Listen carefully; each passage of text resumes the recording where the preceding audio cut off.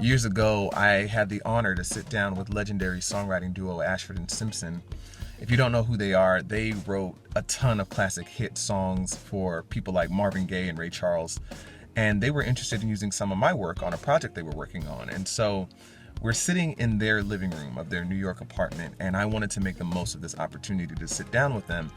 And so I started asking them some questions about my own career, like how do I get from point A to point B?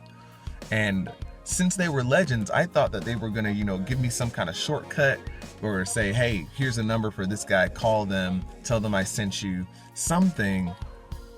But instead, we sat there for a few seconds and Nick Ashford leans forward and simply says, do your work.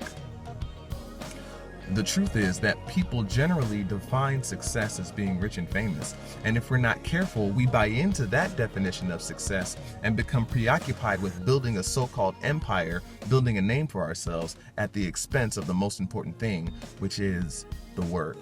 When you're chasing your dream, there are tons of things that are simply beyond your control. You can't necessarily guarantee that millions of people are going to know your name and appreciate what you do.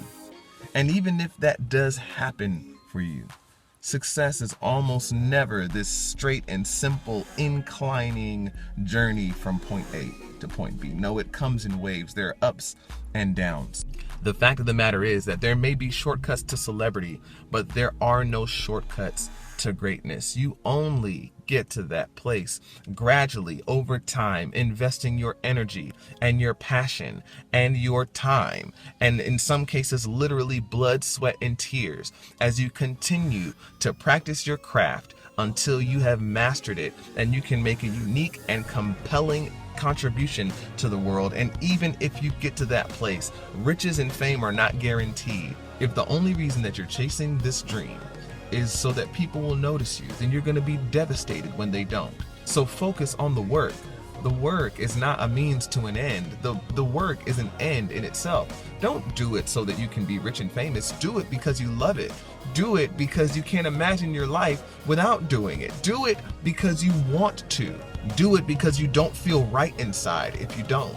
Listen, you have permission to take the responsibility off of yourself to control the future. Just focus on the work. Do your best and do your work.